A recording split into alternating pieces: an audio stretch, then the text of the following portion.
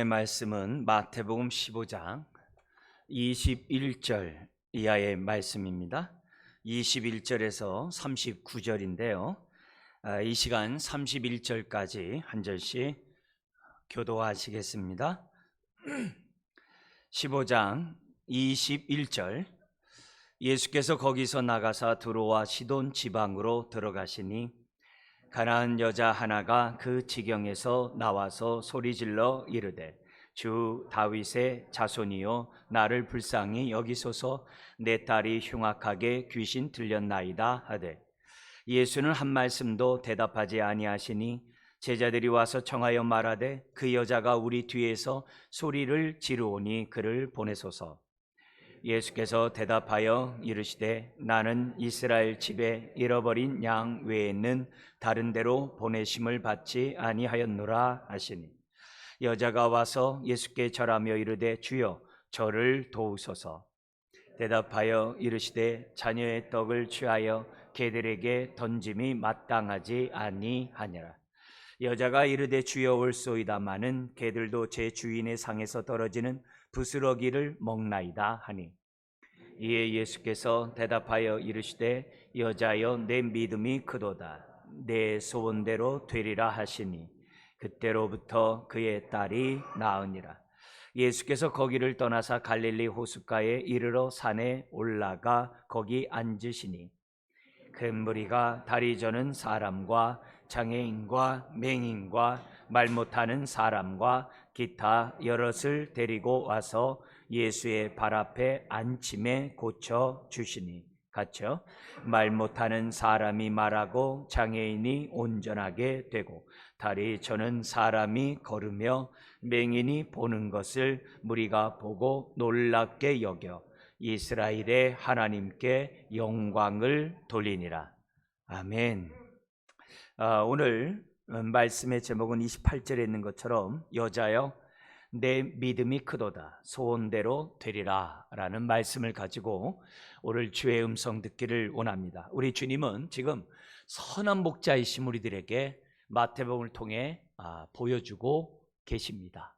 선한 목자로서 잃어버린 양들을 찾아오시고 목자 없는 양들을 불쌍히 여기사 그들을 영육간에 채워주시는 선한 목자의 손길을 우리는 마태복음을 통해서 경험하고 있습니다. 이런 주님의 모습을 볼 때마다 저는 많이 위로가 돼요. 또 힘이 돼요.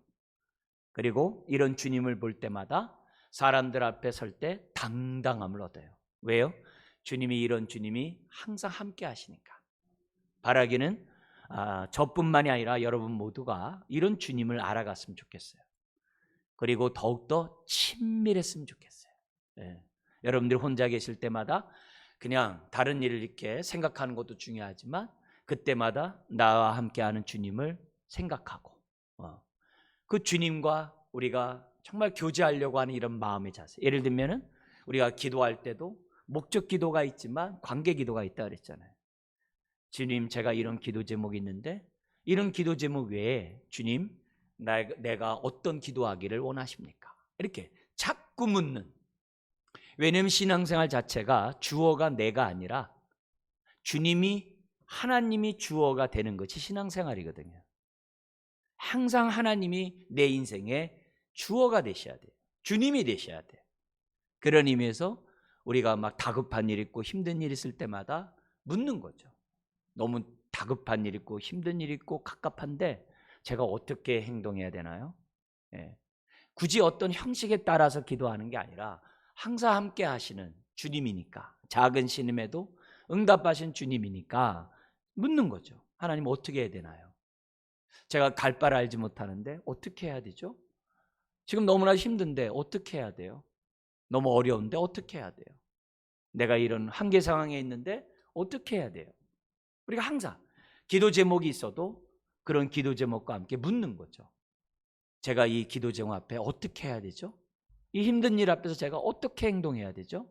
저에게 알려주세요. 이런 모습 속에서 우리가 기도할 때 그만큼 우리는 주님의 이름을 부를 때마다 선한 목자에 함께 하시는 그 주님의 은혜의 날개를 내가 경험하는 거죠. 이렇게 신앙생활하는 것이 굉장히 중요합니다. 특별히 선한 목자의 주님, 마태복음은 어떤 책입니까? 유대인들을 대상으로 예수님이 구약에 예언한 메시아임을 증거하기 위해서 쓴 것이 마태복음이에요. 그래서 마태복음은 철저히 유대인 중심이에요. 그래서 유대인이 아닌 저와 여러분들은 마태복음을 대할 때마다 어려워요. 왜 어렵냐면은 구약을 다 알고 있어야 이 마태복음이 이해가 되는데 구약에 대한 이해가 잘 없어요. 에스겔, 에레미야, 이사야 막 이런 분들이 구약에서 예언한 메시아가 오면 이런 일이 있을 겁니다라는 많은 예언들이 있는데 유대인들은 그걸 기본적으로 다 알고 있어요. 웬만하면. 근데 우리는 구약에 대한 이해가 없기 때문에 마태복음을 볼 때마다 이해하기 어려운 부분들이 많이 있어요. 그런데 유대인들을 대상으로 쓴 마태복음이지만 이 마태는 마태복음을 통하여 예수님이 바로 이스라엘 유대인만의 선한 목자가 아니라 이방인들에게도 모든 사람에게, 특별히 하나님의 형상을 따라 지음받은 모든 인류에게도 선한 목자인 것을 간간히 보여줘요.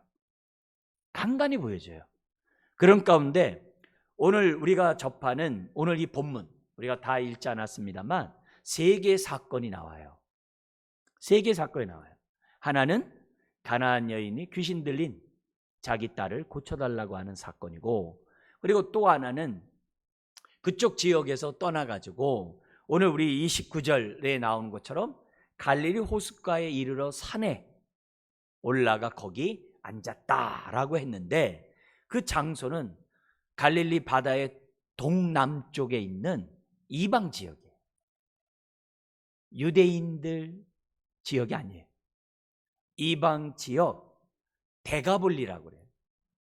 요단강 동쪽에 있는 그 데가볼리 지역에 우리 주님이 자신에게 온 많은 병든 자들, 특별히 메시아로서 정말 나타내는 그 증거인 듣지 못하는 사람이 듣고 보지 못하는 사람들이 보고 말하지 못하는 사람들이 말하는 죽은 자가 살아나는 사건들은 구약에 많은 선지자들이 행했어요. 그런 거는 메시아의 징표에 들어가지가 않아요. 그건 하나님의 능력이에요. 근데 유독 메시아만이 정말 행할 수 있는 표적이 있어요. 듣지 못하는 사람이 듣고 보지 못하는 사람이 보고 말 못하는 사람들이 말하리라. 이사야 선지자가 거듭거듭 강조해서 예언한 거예요. 그래서 예수님은 많은 듣지 못하고 보지 못하고 말 못하는 사람들을 고치심으로 자신이 구약에 예언된 이사야 선지자에 예언된 그 메시아라는 것을 계속 보여주는 거예요.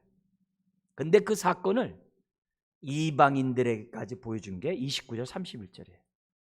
그리고 나서 그들에게 32절부터 39절 앞에서 오병이어를 나타냈듯이 칠병이어 떡 7개와 물고기 2마리로 4,000명을 먹이신 그런 사건이 뒤에 나오고 있는 거예요. 자, 그래서 우리가 오늘 이 본문에서 우리가 첫 번째 깨달아야 될 교훈이 뭐냐? 우리 예수님은 선한 목자로 이 땅에 오셨는데 이스라엘만이 아니라 이방인들의 선한 목자로 오셨다는 것이 오늘 이 본문, 마태가 유대인들 대상을 쓴 마태복음이지만 오늘 이 본문을 통해서 유대인뿐만이 아니라 오늘 저와 여러분들에게 지금 뭐요? 말씀하고 있습니다.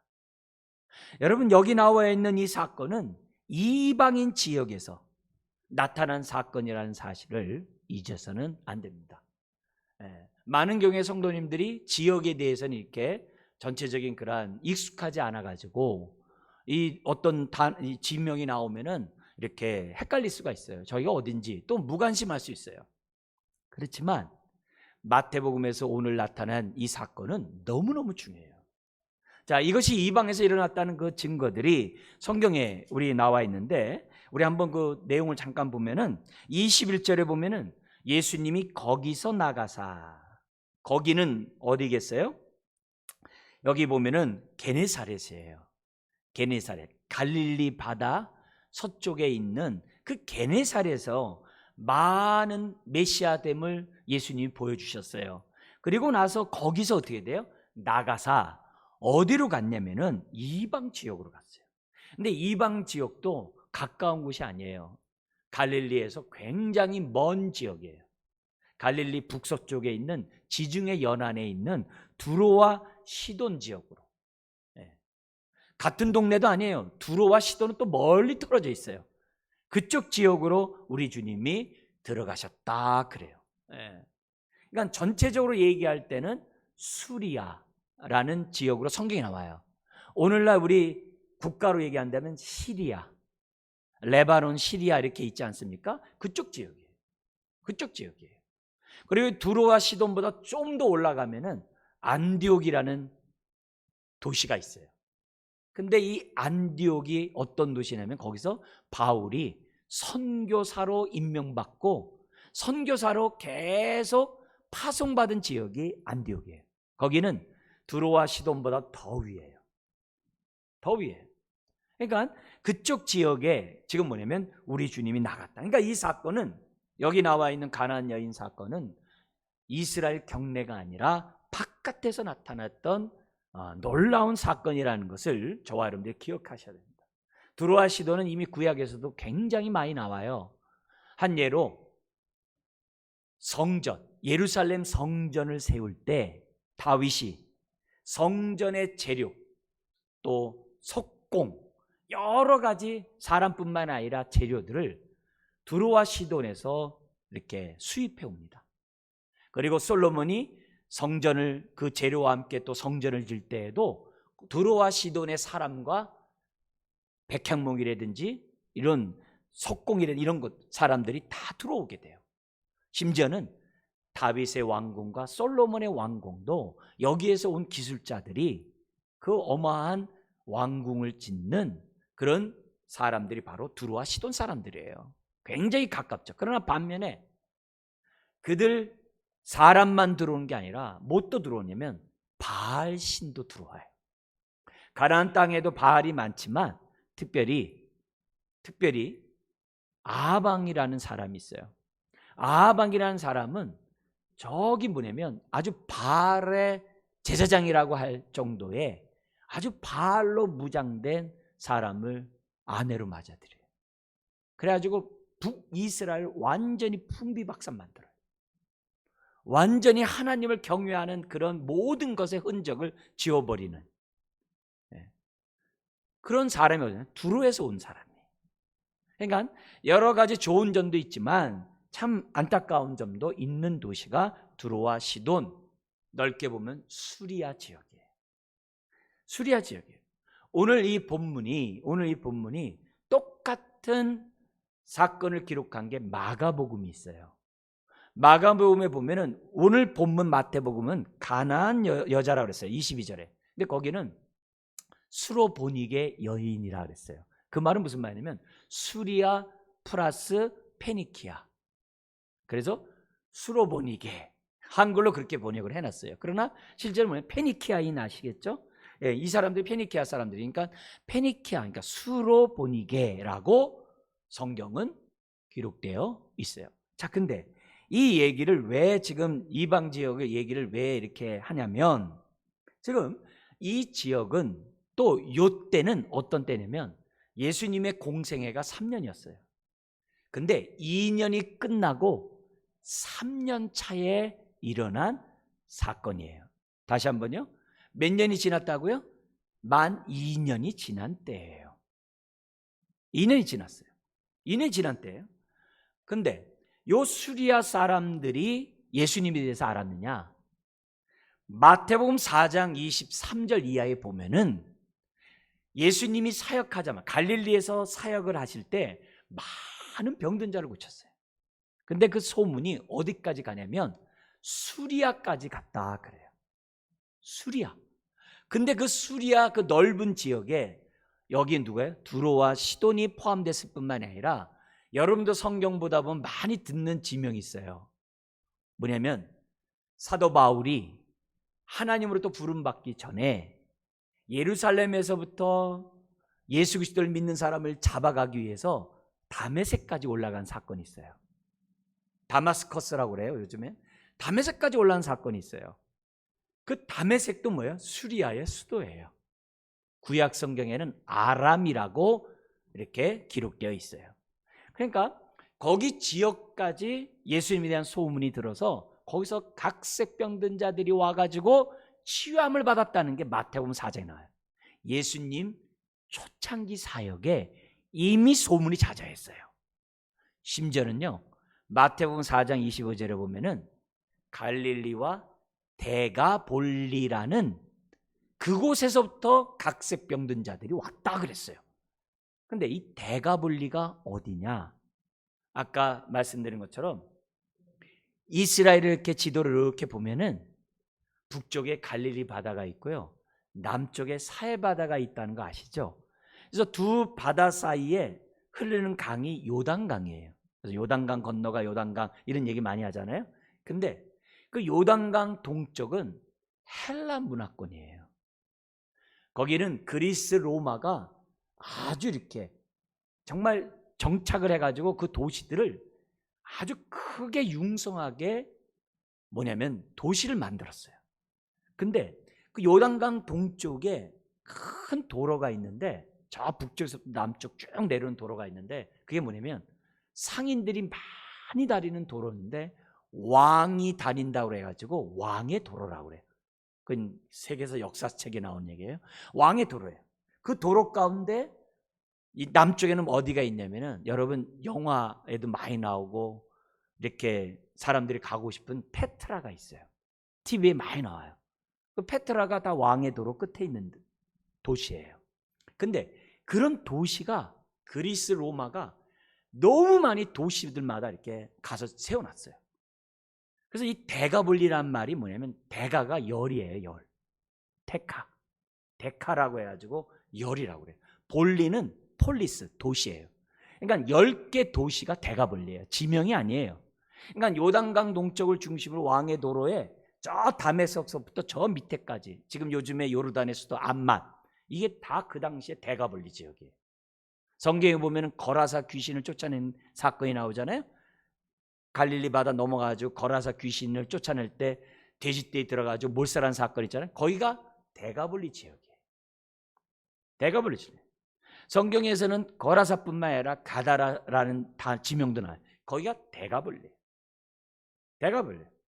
그러니까 요단강의 그 동쪽 지역은 다 그리스 로마 문명이 굉장히 발달돼 있어요. 원형 경기장이 도시마다 있고요, 신전들이 있고요, 거기 포럼, 광장들이 다 있고요, 엄청난 유적들이 지금도 널려 있는 곳이 요단강 동쪽에서부터 저 북쪽이에요.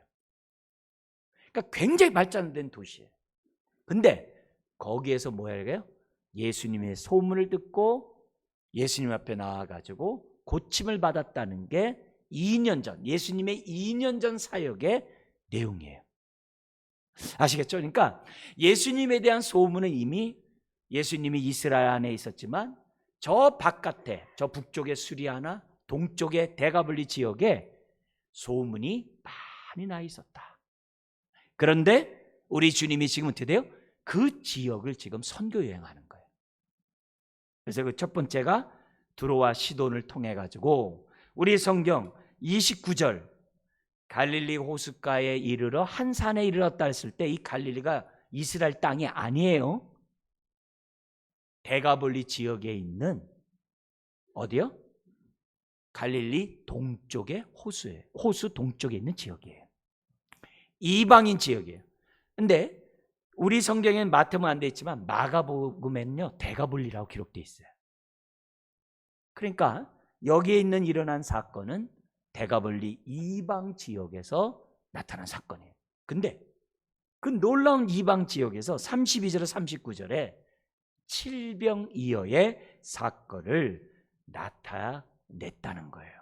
놀라운 이적을. 오병이어는 이스라엘을 위하여, 칠병이어는 이방인을 위하여 선한 목자이신 주님이 영육간에 필요한 것을 다 채워주셨다. 뭐예요? 차별 없이 다 채워주셨다는 것이 오늘 본문의 사건이라는 거죠. 그래서 오늘 이걸 통해서 우리들이 정말 분명히 알아야 될 것은 하나님의 은혜는 차별이 없다는 거예요. 하나님의 은혜는 차별이 없어요. 네. 모든 자에게 미치는 그 은혜는 차별이 없다는 사실을 저와 여러분들이 분명히 기억하고, 오늘 이 메시지를 통해서 우리들이 첫 번째 우리가 받아야 될 이 교훈, 하나님은 이방인에게도 선한 목자가 되신다. 어떤 특별한 사람들이 아니라 오늘 저와 여러분들에게도 동일한 선한 목자가 되신다는 사실을 가지고 기죽지 않았으면 좋겠어요. 네. 그리고 낮은 자존감에 빠지지 않았으면 좋겠어요. 네. 당당하게 우리 주님을 만나 뵙고, 주님이 나에게 베푸신 사랑을 베풀 때 아유 뭐 나 같은 자에게 이런 사랑 베푸나요? 벼룩도 낯짝이죠. 그러지 마세요. 우리 주님은 나를 진심으로 차별 없이 사랑하신다는 것을 생각하고 마음문을 활짝 열고 주님을 맞이하는 것이 중요해요. 자, 그러면서 우리가 더하여 이 본문에서 우리가 알아야 될 게 있어요. 아까 3년 차라고 그랬어요. 근데 이 사건이 끝난 다음에 16장에 딱 넘어가면요, 갑자기 예수님의 3년 사역의 마지막이 등장을 해요. 우리 본문에는 짧게 나왔는데 6개월이 어디로 훅 날아가 버렸어요. 6개월이 어디로 확 날아가 버렸어요. 그래서 이 본문을 연구하는 많은 이렇게 학자들이 얘기하는 게 뭐냐면은 이방인 지역에 얼마나 가 있었을까 추적을 하고 했는데 기록들이 없어요. 오늘 본문처럼 이렇게 짧게 기록되어 있어요. 자, 그런데 두로와 시돈과 데가벌리 지역을 갈 때요, 차 타고 가지 않았어요. 걸어서 가셨어요. 여러분, 가까운 거리가 아니에요.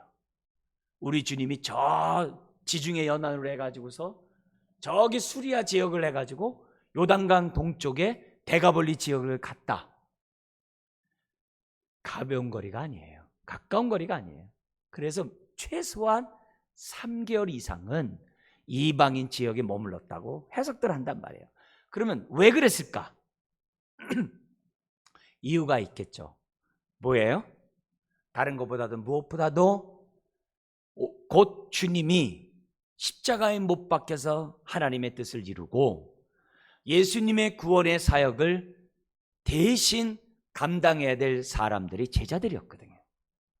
그래서 주님의 입장에서 보면은 시간이 별로 없어요. 그래서 이방 지역에 가서 제자들에게 훈련시키는 거예요. 훈련시키는 거예요. 그 목적이 굉장히 강해요. 플러스 예수님이 십자가에 죽고 이제 승천하시고 남은 모든 선교 사역을 제자들이 맡아야 되는데 그 제자들에게 뭘 보여주는 거예요? 이방 선교에 대한 비전을 심어주기 위하여 우리 주님이 이방 지역을 갔다라고 우리들이 볼 수 있는 거예요. 더 나아가서는 한 가지 더 있어요. 지난번에 세례 요한이 목뱀을 당했다 그랬어요.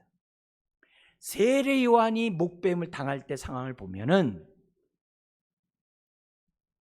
자기 아내, 물론 이제 딸입니다만, 어쨌든 합법적으로는 딸입니다만 실질적으로 볼 땐 딸이 아니잖아요. 근데 그 딸이 잔칫날에 춤을 춰가지고 나라의 반이라도 주겠다라고 얘기했을 때 요구한 게 세례 요한의 목이었어요. 여러분, 그거는 그 당시 잔치 분위기에 맞지가 않아요. 그리고 그 당시에 유대 관원들도 있기 때문에 맞지가 않아요. 할 수 있는 일이 아니에요. 왜요? 이스라엘 사람들은 유대 관원들이 옆에 있다 그랬잖아요. 세례 요한이 하나님이 보낸 선지자로 다 알고 있어요. 그 선지자의 목을 친다는 건 있을 수 없는 일이에요. 그래서 간교한 이 헤롯이 작당을 한 거죠. 네가 춤추면 나라 반을 줄 테니까 한번 말하면 말에 대한 신의를 지켜야 하는 이 세상 속에서 너 나에게 세리요한의 목을 달라. 그래서 죽일 수도 있었다는 거예요. 왜냐? 세례요한을 따라다니는 무리들이 너무 많았거든요. 그 당시 분봉왕들은 밀란이나 반란이 일어나면요, 그 자리가 위태해요. 왜냐면 자기의 형이, 예루살렘을 통치했던 형이 반란 때문에 폐위됐거든요. 그런 상황에서 세례요한의 목도 친 거예요. 근데 세례요한보다 더 따라다니는 사람이 있었으니 예수님이었거든요. 그러니까 그 헤롯이 뭐라 그래요? 세례요한이 부활했다고, 환생했다라고 지금 어떻게 돼요? 두려워하고 있는 상황이에요. 그러면 어떻게 되겠어요? 또 죽이겠죠. 근데 아직 주님은 그 북쪽에서 죽어야 될 때가 아니에요. 유월절날 예루살렘에서 죽으셔야 되는 것이 하나님의 뜻이에요. 그러니까 어떻게 돼요? 어느 지역에 가더라도 주님이 정말 자기의 소명을 갖다 다 감당할 수 있는 정치인 분위기가 아니에요. 이럴 때 제자들과 함께 이방 지역에 선교를 하면서 제자 훈련하면서 하는 이것은 굉장히 합리적인 주님의 모습이라고 볼 수 있어요. 그래서 첫 번째 교훈은 뭐냐? 이걸 통해서 우리가 알아야 될 것은 우리 예수님은 이스라엘만의 메시아가 아니라 오늘 저와 여러분들의 메시아라는 사실을 첫 번째 분명히 아셔야 돼요. 자, 그러면서 두 번째 본문을 통해서 우리가 알아야 될 것은 하나님의 놀라운 은혜를 우리의 것으로 체험하려면 뭐가 필요하냐면은 믿음이 필요하다는 거예요. 우리가 불을 밝히려면 스위치를 올려야 되듯이 우리가 주님 안에 있는 하나님의 은혜를 경험하려면 주님과 우리와의 관계에 믿음이 필요하다는 거예요. 근데 우리는 믿음 이렇게 얘기하면은 그냥 믿음이 나에게 있는 걸로 이렇게 소유식으로 생각할 때가 많아요. 예를 들면 영생을 얻었습니다. 그러면 영생이 어디 있는 건가? 내 뇌 속에 있나? 내 심장 속에 있나? 마음에 있나? 마음은 또 어디 있지? 이렇게 자꾸 물질적으로 생각하는 경향이 있는 게 우리들이에요. 근데 성경에서는 영생을 얻었다, 그 말은 하나님과 우리의 관계가 회복되어 바른 관계가 됐다는 얘기예요. 자녀가 아니었던 자들이 하나님의 자녀가 됐다는 것을 영생이라고 그래요. 믿음도 똑같아요. 믿음이 있다, 이 손에 잡히고 그러는 게 아니라 주님과의 나와의 관계 속에서 믿음을 생각하셔야 돼요. 그래서 로마서 6장 같은 데서는 주님이 죽을 때 나도 죽었다는 게 믿음이에요. 주님이 부활했을 때 나도 부활했다는 것을 믿는 게 믿음이에요. 그래서 주님은 뭐예요? 믿는 게 뭐예요? 주님이 내 안에, 내가 주님 안에 있는 게 믿음이에요. 연합이 믿음이에요. 그런 개념을 기본적으로 생각하셔야 돼요. 근데 여기서 볼 때 주님이 믿음을 보신다라고 했을 때 그 믿음은 소유에 있는 그런 물질, 그런 잡히는 그런 믿음이 아니에요. 주님과의 나와의 관계에 믿음을 보신다는 거예요. 이게 중요해요. 이걸 우리들이 오늘 본문에 보면은 세 가지 사건이 다 우리들의 한계 상황을 얘기를 해요. 우리 힘으로 잘 안 되는 그런 사건들이 세 가지가 나와 있어요. 예를 들면 첫 번째 사건은 딸이 귀신 들린 거, 영적인 사건이에요. 이건 어떻게 할 수가 없어요. 두 번째 사건, 거기 보면 각종 질병을 걸린 사람들이 29절에서 31절에 왔어요. 이거는 어떻게 할 수가 없어요. 예? 불치병들이란 말이에요. 그 당시에 이거 어떻게 할 수가 없어요. 세 번째 사건도 마찬가지예요. 지금 뭐냐면 32절부터 39절에 보면은 사흘 동안 주님과 함께 있으므로 32절에 그들이 집으로 돌아갈 때 기진할까 하여 우리 주님이 칠병이어의 역사를 일으킨 거거든요. 그러니까 여기 세 가지 사건은 뭐예요? 영육간에 정말 우리가 이 스스로의 힘으로 할 수 없는 상황들이 기록되어 있는 거예요. 자, 이런 상황에서 우리가 하나님의 은혜를 경험하고 이런 상황에서 선한 목자의 손길을 경험하려면 뭐가 필요하다고요? 믿음이 필요하다는 거예요. 하나님과 우리와의 올바른 관계 속에서 갖는 믿음이 필요하다는 것을 보여줘요. 보통 이런 한계 상황이 보이면 어떻게 돼요? 기도하기보다는 이성적으로 판단하고 행동해요. 예를 들면 33절을 보겠습니다. 33절, 주님이 기진할까 염려하니까 선한 목자로서 하니까 33절에 제자들의 반응을 보세요. 읽겠습니다. 제자들이 이르되 광야에 있어 우리가 어디서 이런 무리가 배부를 만큼 떡을 얻으리까. 여러분, 제자들이 이렇게 반응했다는 얘기는 다른 사람은 뭐 이름 말할 수 없다는 거예요. 근데 이 제자들은 어떤 제자들이에요? 앞에서요, 오병이어를 경험한 제자들이에요. 앞에서요, 떡 5덩이와 물고기 2마리로 5,000명이 먹고 12바구니를 거둬들였던 제자들의 입에서 나오는 말이 뭐냐? 우리가 지금 광야에 있고 우리가 이 많은 사람 먹을 게 없는데 주님 지금 무슨 얘기를 하고 있습니까? 하면서 믿음의 반응을 한 것이 아니라, 믿음에 반응한 것이 아니라 믿음 없는 사람들이 흔히 반응하는 이성적인 반응을 했다는 거예요. 우리 주님이 너에게 떡이 몇 개 있느냐? 7덩어리입니다. 물고기 2마리뿐입니다. 이렇게 얘기하면 어떻게 돼요? 아하, 오병의 역사를 일으키듯이 우리 주님이 또다시 역사를 일으켰겠구나, 이렇게 생각하는 게 정상이죠. 왜요? 불과 얼마 전에 오병이의 역사를 벳세다에서 했거든요. 갈릴리 그 바다 바로 북동쪽에서 바로 그 윗동네에서 행했거든요. 근데 그런 경험했던 제자들이 기껏 하는 말이 떡 7덩어리로 뭐래요? 여러분, 오늘 이런 상황에서 우리에게 주시는 주님의 교훈은, 메시지는 분명한 거예요. 너희들이 한계 상황이 이를 때마다 이성적으로 판단하지 말고 전능하신 주님이 너와 함께하는 것을, 너와 함께하는 선한 목자는 전능하심을 너는 믿으라는 거예요. 그 믿음으로 너의 한계 상황을 해결하라는 거예요. 나에게 이런 감당하지 못할 일이 있습니다. 하나님, 어떻게 해야 되나요? 선한 목자가 전능하신데 어떻게 해야 합니까? 알게 해달라고 저와 여러분들이 하나님 앞에 믿음을 보이라는 것이 두 번째 교훈인 것을 잊어서는 안 돼요. 예를 들면 21절부터 28절 보세요. 여기 가나안 여인이 지금 주님 앞에 나와서 22절에 소리 지릅니다. 주 다윗의 자손이여, 나를 불쌍히 여기소서. 내 딸이 흉악하게 귀신 들렸나이다. 이렇게 얘기를 해요. 소리를 지른 겁니다. 그러자 23절에 제자들이 얘기합니다. 뭐라고 얘기하냐면은, 그 여자가 우리 뒤에서 소리를 지르오니, 거기 뭐냐면 번역 안 된 게 뭐냐면 계속해서 소리를 지르오니, 그를 보내소서. 그를 보내라는 얘기가 무슨 얘기겠어요? 다른 얘기가 아니겠죠. 빨리 그 여인의 소원을 만족시켜 주셔서 그 여인을 보내주셔서, 그 얘기겠죠.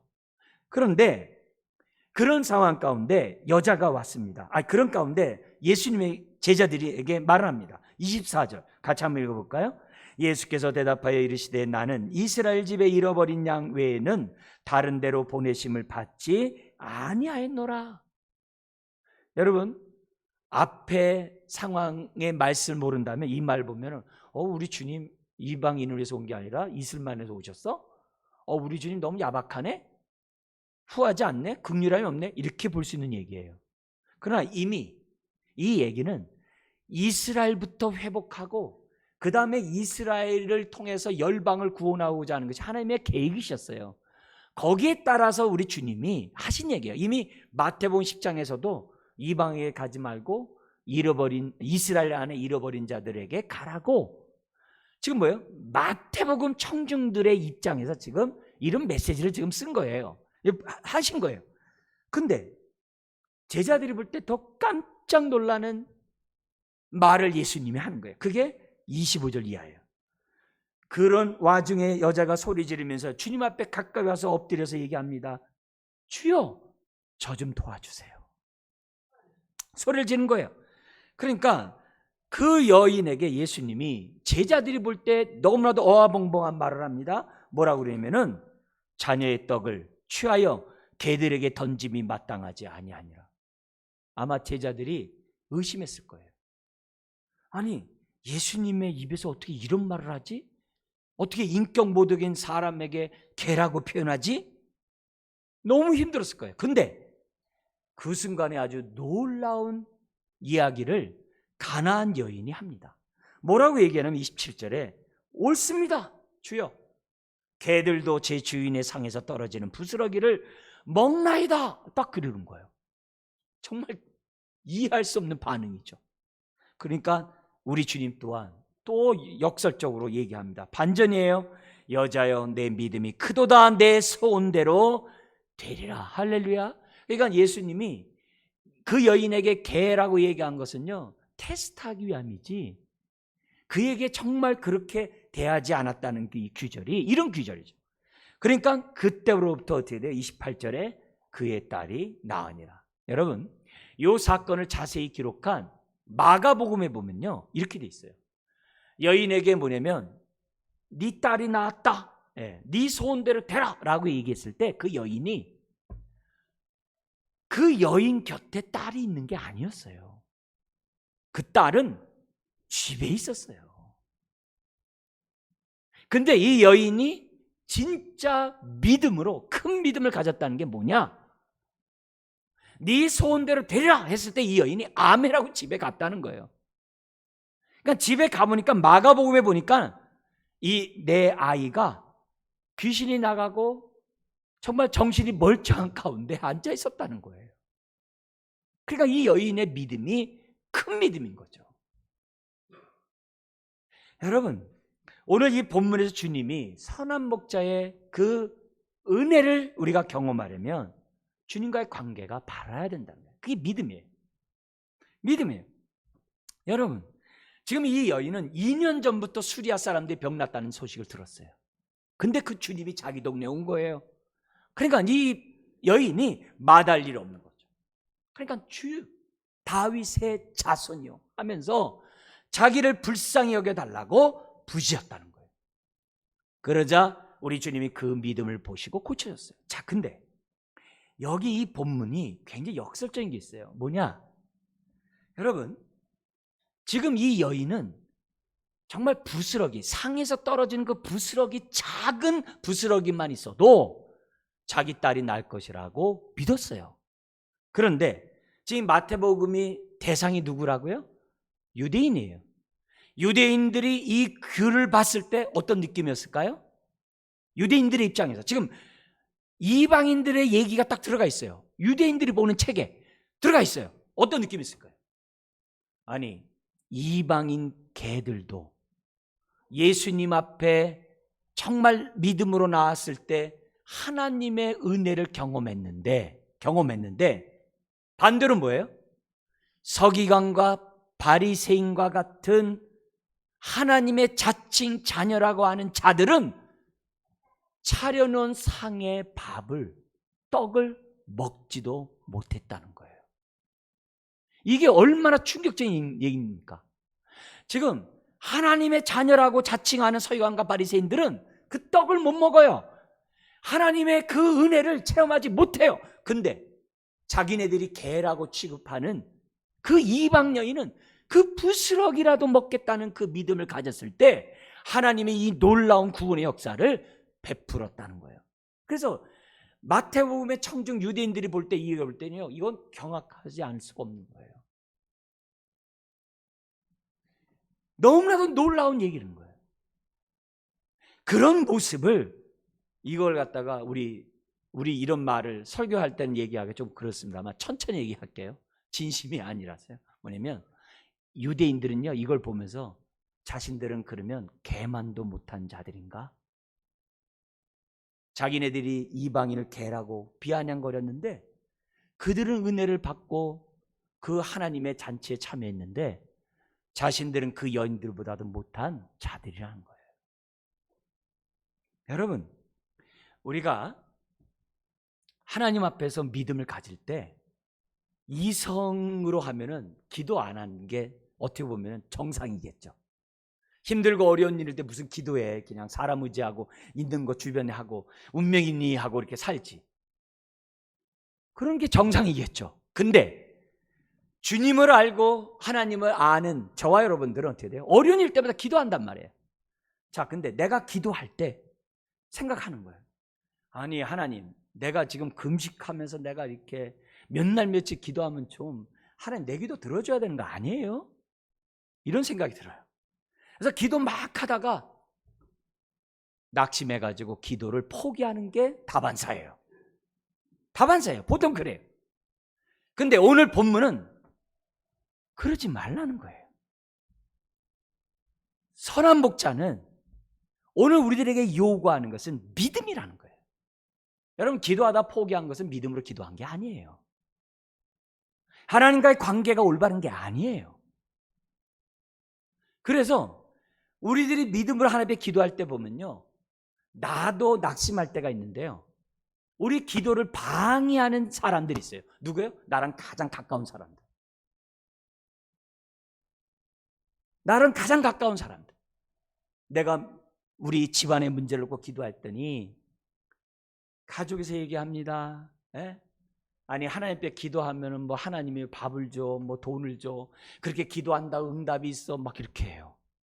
그러면요, 가족들 앞에서 기도를 못 해요. 기도하는 흉내도 못 내요. 하도 비난하고 비판하니까 그냥 기도 안 하는 척 하면서 가정생활해요. 신앙 없는 척 하면서 어떻게 돼요? 이웃과에 지내요. 에? 뭐라고 막 쥐어줘야 하면 너는 왜 이렇게 유별나게 믿냐? 남들은 그렇게 안 믿어도 잘 살더구만. 너는 왜 이렇게 해가지고 막 그러면요, 우리도 수치 문화가 있잖아요. 그러면 뭐예요? 기도 안 해요. 그런 사람 앞에서는요, 식기도도 그냥 하고 그냥 안 한 척하면서 벌써 다 기도하고 먹어버려요. 남의 눈을 의식하며 사는 게 우리들이에요. 근데요, 이 여인이 지혜로운 거는, 그리고 이 여인이 참된 믿음을 가졌다는 증거는 오늘 이 본문에서 우리들이 정말 가르쳐주고 있는데요, 예를 들면은 우리가 보통 남이 나를 수치스럽게 하면 어떻게 해요? 이 수치를 갚는 방법은 나 뒤받는 거예요. 난 더 세게 갚아주는 거예요. 그렇게 함으로 내 이름의 명예를 지키는 게 우리들의 일상적인 방법이에요. 그죠? 그건 세상의 방법이에요.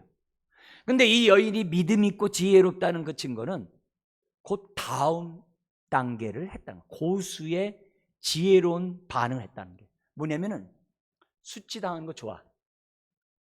근데 나는 나의 소정의 목적을 달성할 거야. 나는 내 소원을 쟁취할 거야 하면서요, 그 수치를 다 감당하는 거예요. 우리 고진감래 뭐 이런 얘기들 있잖아요. 원수를 갖기 위해서 수치를 다 갖고 있다가 어느 순간 자기가 힘을 내가지고 딱 갚는 이런 거 있잖아요. 그것도 자기 명예를 지키는 방법 중에 하나예요. 그죠? 세상에 있잖아요. 똑같아요. 이 여인은 주님으로부터 개라는 말을 들었어요. 좋다 이게요. 지금 거기서 내가 주님을 욕하고 뒤받고 가는 게 맞는가? 아니라는 거예요. 이 여인은 믿었어요. 누굴요? 예수님을요. 그분이 메시아라는 걸 믿었어요. 다윗의 자손인 걸 믿었어요. 그분이 주님이라는 걸 믿었어요. 나 수치 상관없어. 내가 원하는 것은 내 딸만 나면 돼. 그게 그 여인의 믿음이었다는 거예요. 그래서 그 믿음이 크다 그런 거예요. 오늘 우리들은요, 하나님께 기도하다가 에이, 이렇게 기도해도 안 들어준다, 기도 안 해. 여러분, 그렇게 주님과의 관계가 약하면 안 돼요. 내가 믿는 예수님이 하나님의 아들 메시아 그리스도라고 믿으면 우리는 그분께 믿음으로 구해야 돼요. 이 여인처럼 하나님에 대한 이 소망을 놓으면 안 돼요. 네? 주변에서 나에게 뭐라고 하더라도 우리는 어떻게 돼요? 나는 응답받아야 돼. 네. 그런 믿음을 가지셔야 돼요. 가셔야 돼요. 그래서 우리가 사실 주여 하는 게 우리 얼마나 진짜 주님 앞에 인간적으로 볼 때 수치스러운 행동입니까? 에이, 나 안 하고 말지. 그럴 때가 얼마나 많아요. 그런 게 중요한 게 아니에요. 예수님이 하나님의 아들 메시아라는 것을 확실히 믿으면요, 끝까지 부르짖어야 되는 거예요. 왜 그런지 아세요? 예수님에게는요 명예가 있어요. 뭐에 대한 명예가 있어요? 주님의 이름에 대한 명예가 있어요. 지금 이 여인은 주 다윗의 후손이라고 했어요. 즉 당신이 메시아 아닙니까? 그러면 메시아의 이름의 명예를 나에게 보여주세요 한 게 이렇게 기도한 거예요. 제가 여러분들의 기도할 때, 제가 개인 기도할 때 저는 어떻게 기도 많이 한다 그랬어요? 다 한 다음에 예수님의 이름을 기도합니다. 그거는 대표 기도하고 그럴 때 하는 거죠. 저는 어떻게 한다 그랬어요? 반대로 한다 그랬어요. 왜요? 믿음은 내가 주어가 아니라 하나님이 주어가 된 것이 믿음이고 신앙생활이라고 그랬어요. 그래서 이렇게 해요. 하나님의 이름의 명예를 걸고 기도함나니 저에게 이런 문제가 있어요. 이 문제를 해결함으로 이름이 거룩히 여김을 받기 원합니다. 우리 주기도문의 기도에 그거 나오잖아요. 저에게 이런 기도 제목이 있어요. 이 기도에 응답함으로 주의 이름이 영광받기 원합니다. 항상 주의 이름을요. 우리 시편 23편에 보면 있어요. 선한 목자이죠. 여호와는 나의 목자시니 내게 부족함이 없으라면서 뭐라고 그랬냐면은 주의 이름을 위하여 우리를 의의 길로 인도한대요. 나를 위하여 의의 길로 인도하는 게 아니라 주의 이름을 위하여 저와 여러분들을 의의 길로 인도한대요. 그러니까 우리들의 삶은 하나님의 이름에 명예가 있다는 거예요. 그게 믿음의 기도예요. 이 여인이 지혜롭고 믿음이 있다는 얘기는 그 주님에 대한 지식을 가지고 그러기 때문에 수치가 상관없는 거예요. 나에게 그 이름의 명예를 보여달라고 지금 기도한 거예요. 그 많은 사람 앞에. 그러니까 주님은 어떻게 돼요? 주님 노릇하신 거죠. 믿음을 보여준 거죠. 여러분, 구약에 있는 성경의 인물들을 보세요. 그들은요 바랄 수 없는 중에 다 믿음을 가진 자들이에요. 아브라함도 그랬고요, 다 사무엘도 그랬고요, 다윗도 그랬고요, 엘리야, 엘리사도 그랬고요. 다 바랄 수 없는 중에 하나님을 믿고 살았던 자들이에요. 그래서 그들을 통해 하나님의 이름이 영광을 받게 했던 자들이 바로 믿음의 선조들이에요. 그렇다면 오늘 주님이 요구하는 게 뭐예요? 이런 믿음. 나를 통해 아버지 이름이 거룩히 여김을 받고 나의 이런 믿음을 통해서 어떻게 돼요? 정말 체험을 받는 한계 상황이 해결되게 하는 이런 믿음을 두 번째로 우리들에게 요구한다는 거죠. 자, 근데 이 딸의 믿음으로 딸이 났어요? 아니면 엄마의 믿음으로 딸이 났어요? 그래서 부모님은요 이런 기도를 하셔야 돼요. 그리고 또 30절을 보세요. 지금 각색병든 자리 주님 앞에 나서 다 고침받았어요. 이들이 나올 수 있었던 사람이 누가 있었어요? 30절에 큰 무리가 함께 했어요. 큰 무리가. 우리 다른 본문 같은 데서 보면은 중풍병 걸린 사람을 위해서 4명의 자기 주변 사람들이, 친구들이 지붕을 뚫고 내려요. 그 4명이 있었어요.